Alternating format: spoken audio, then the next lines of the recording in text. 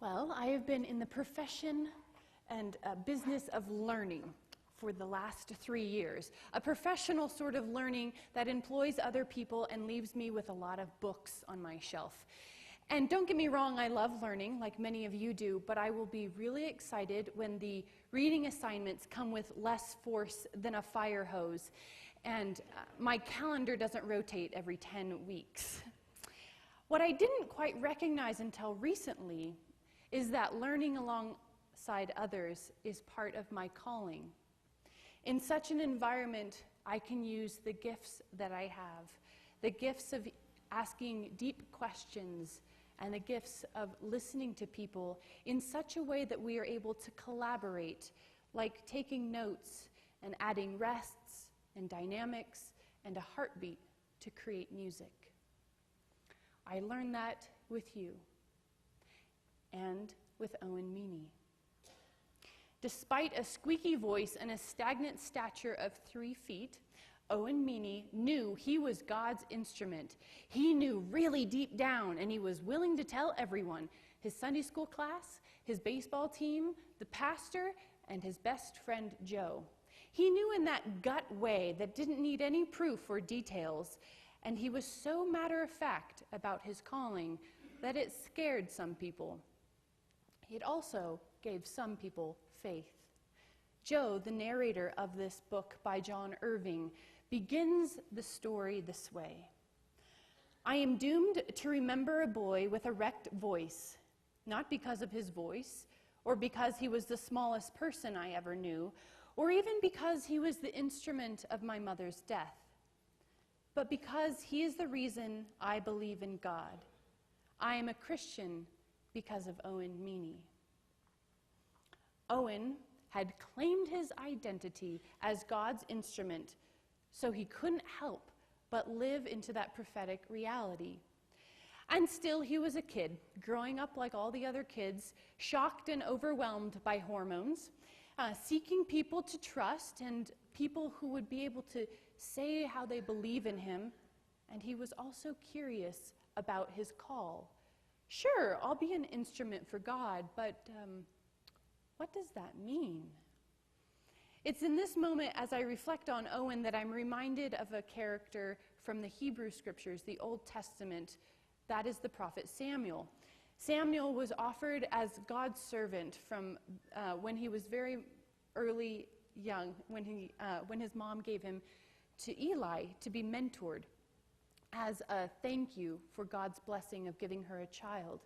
He lived with Eli, and when he heard his name over and over in the night, I can imagine him seeking and longing for a trusted companion. He goes to Eli 3 times and says, well, here I am.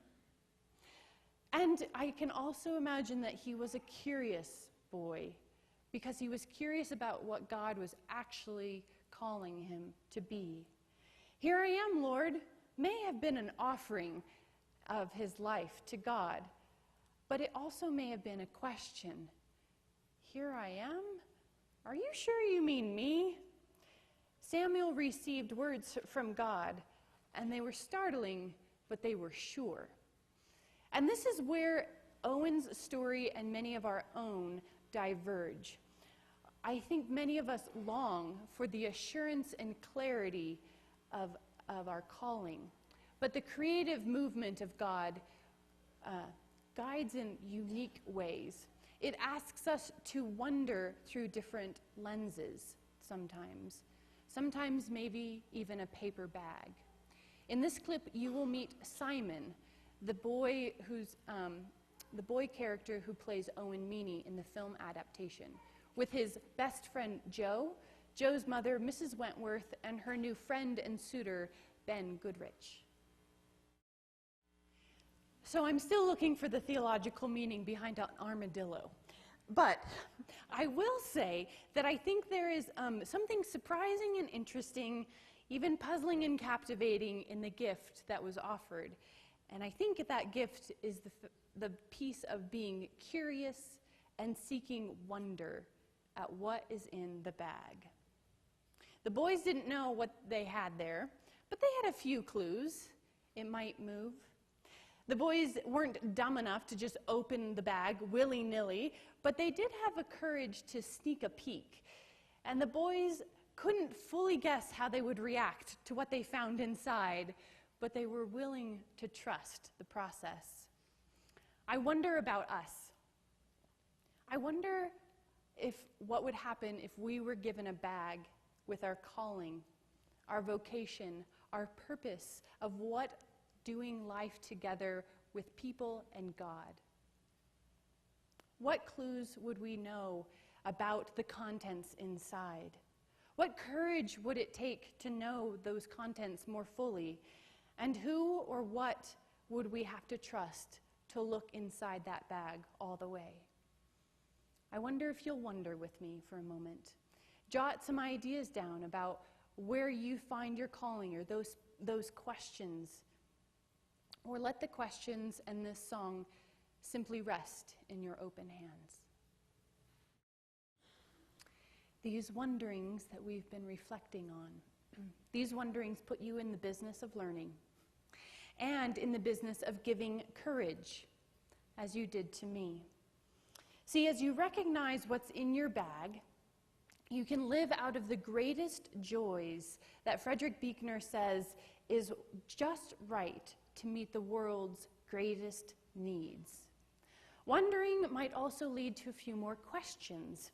I remember lying in my bed the year after I graduated college and thinking I must have missed something, a bus, a plane, something, because the tears in my eyes did simply not equate to the plan that I had given myself to change the world in 6 months or less. My joys, the hope, the desire to eliminate suffering, the desire to have people live abundant lives, the hope that all people of all ages could share their stories with one another, these joys were simply not meeting the needs in the profound ways that I had expected. Instead, they seemed to be paralyzing me. What do I do? Where do I turn? Who do I ask? Excuse me, has anyone lived Sarah Jane's life before and could give me a few pointers?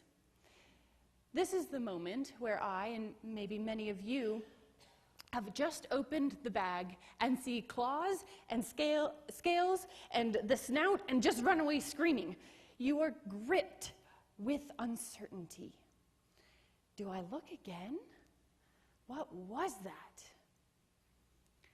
Doubt. Who invited doubt? And as many of us know, doubt has its complexities. First, is claiming my identity and call really necessary or even a good idea? If I say so, I'm committed, and well, I'm really just not sure. I should wait. If I say so, I'm obligated. But what if I can't follow through? I should delegate. If I say so, I'm boasting. Despite my limitations, I should capitulate. Second, what happens if my calling causes me to risk relationships with dear ones?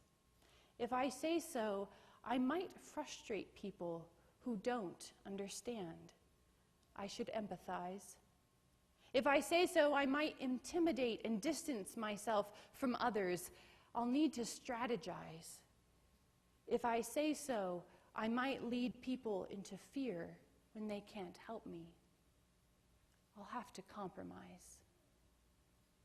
What happens if my calling is just not right? What if I misread the signs and go the wrong direction?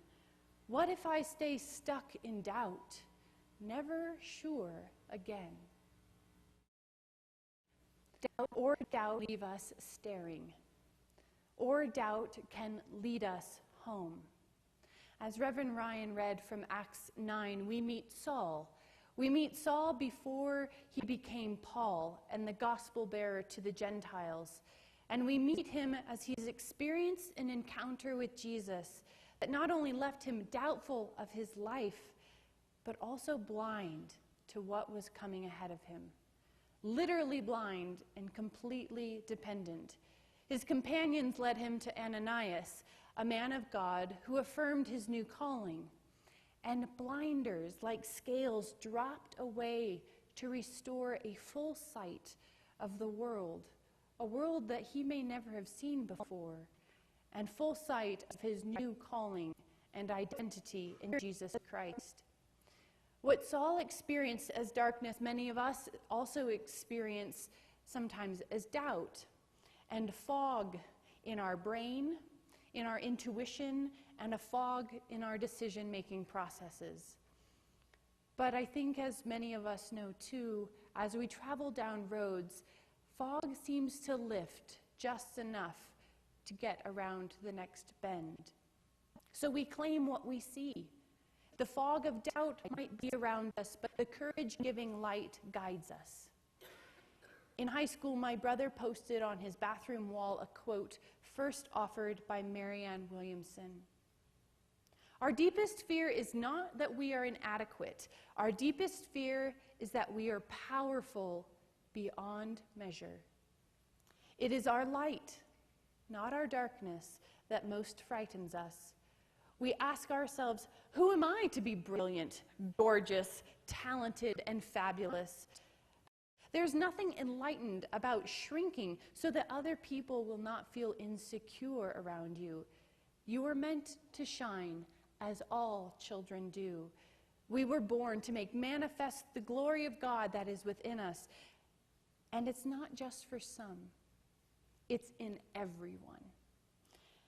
And as we let our light shine, we unconsciously give other people permission to do the same. As we are liberated from our own fear, our presence automatically liberates others. So we go and we do. We practice the skills that we know we have, the things that we know about what's in that bag. We connect with people who will help us see more clearly, even if it's with a different perspective, and those who will come alongside us as we peek into the bag a little bit deeper. And we will allow humor to sneak in at every possible moment, because there's something about humor that guides us in mysterious ways. Being in the business of learning with you all has reminded me that calling is a way that God intersects our lives. Doubt meets certainty. Fear meets humor. Naysayers meet mentors. And greatest joys meet greatest needs. And calling also intersects people with one another in an elaborate tune that necessitates the multiple voices and intentional dynamics. What's in your bag? Can we look together?